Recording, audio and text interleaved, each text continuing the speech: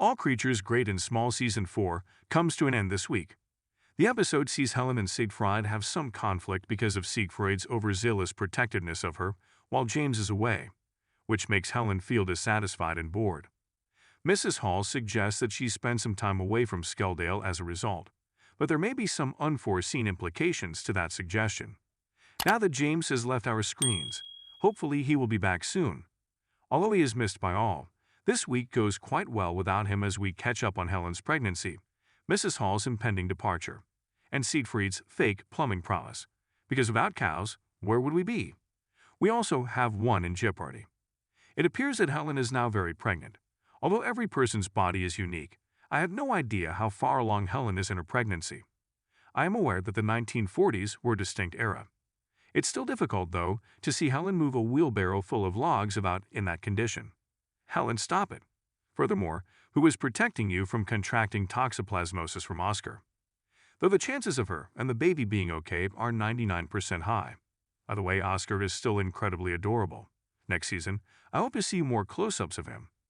Helen makes the decision to remain at her father's farm after James has left and her father has injured his knee. Although Mr. Alderson claims to be all right, he is not. Helen says she's okay, but he wants her to take it easy. The second episode of Northern Exposure, which debuted on streaming services lately, may teach the Aldersons a valuable lesson about pride. Even so, they ought to watch it. It has received positive reviews. When Smokey the cow owned by Mr. Alderson refuses to feed, Richard determines that there is a blockage in Smokey's stomach and suggests a ruminotomy, which involves making an incision in one of the cow's stomachs to remove the obstruction, in this case, fruit. While all of this is going on, Smokey kicks Alderson, causing him to collide with Helen. Frightful, very spooky. There are a ton of historical allusions in novels of the past that describe pregnant women getting severely hurt when cows kick them. While Helen is okay, her father is naturally alarmed and would merely like her to unwind in a comfortable chair outside. She views this as lazy behavior, which is funny because if I weren't pregnant, I would have said something like, "So I can sit there then?" Helen returns to the practice after Alderson yells at her, "Great boundaries there." When her father visits, he tells her that he and Helen's mother lost a child and that he feels guilty for not telling her to stop working so hard. Make amends. After this chat, Helen realizes that she can't recall the last time she felt the baby move, so she goes to the Alderson farm with Mrs. Hall to visit Siegfried, who is tending to Smokey's stomach. Siegfried listens for the baby's heartbeat with a stethoscope as Helen is lying down on some hay. As Siegfried instructs Richard to move the stethoscope to Helen's ears, she hears the heartbeat and begins to cry, which causes me to cry as well. Richard, Mrs. Hall, and Helen's father are all crowded around. Why couldn't human abdomens become transparent during pregnancy, as I know it would be horrific, so we can continuously check on the unborn child? It feels like a flaw in evolution. Do you recall the transparent phones of the 1990s? That's what it would be like with organs. You might then think, oh great, yeah, I'm just really sleepy today. The greatest comfort ever is hearing a baby's heartbeat after worrying about it. And this episode did a wonderfully job at capturing it. What a fantastic show. In order to be at the practice when James gets back, Helen makes the decision to relocate back there. It also appears that the midwife can get to the practice more easily, which is significant. Mrs. Hall has only been briefly mentioned in my account thus far, but in the epilogue, she has a major plot point involving Gerald.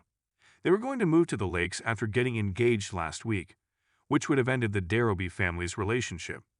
Gerald asks her if she has notified Siegfried yet and informs her that the timing is a little tight because his sister is not doing well. Mrs. Hall hasn't because she struggles to consider her own happiness and feels accountable for everyone in the practice. That's something I can acknowledge. I am aware that she and Gerald may do well to relocate to the lakes. Nonetheless, they are her family as well. This is not your typical workplace, where you convince yourself that the company needs you to sacrifice your personal life, and then one day they fire you because you feel too important, even if you are not. I want to hear another word from you, a person who also enjoys the show and probably doesn't disagree about how strange and loving the veterinary practice is. They're a found family.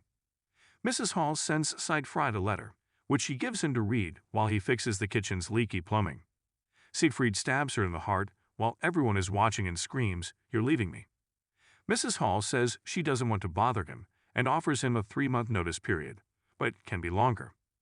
Siegfried assures Mrs. Hall that 1 month should be plenty, but he is absolutely astounded that she would consider her departure to be only a minor inconvenience. My feelings. Amidst all of this emotion, Mrs. Hall's suggestion that they hire someone to fix the kitchen sink serves as a reminder of why Siegfried and her are the greatest. Mrs. Hall inquires as to the likelihood that the monkey Siegfried claims he could train to mend it would be able to start working right away. Sig's and Odds Classics. The original note that Siegfried attempts to write for a new housekeeper says, housekeeper wanted to cook and clean in veterinary practice. Guys. He expands the list of responsibilities to include, among other things, doing the laundry, shopping, darning, walking the dogs, taking phone calls, locating lost objects, maintaining order, and holding the fort with Mrs. Hall's assistance. It's so lovely that Siegfried advises her to make the most of her life, but no. Gerald realizes that Mrs. Hall will never be ready to leave when she tells him she's not ready to go.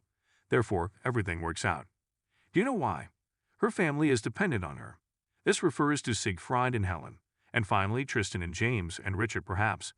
He's still under trial. In addition, the location across the street where Richard is staying isn't available for whatever reason, and we, the viewers in our self-insert story, are new to the area and in need of somewhere to stay. After the separation, Gerald visits the practice to have his dog operated on, and while he waits, he silently fixes the sink. Gerald, what a wonderful way to leave. After Helen moved out and Mrs. Hall left, everything was a little off, but by the end of the show, everything were back to normal. All we need now is the boys to return. I'll see you when we celebrate Christmas in February the following week.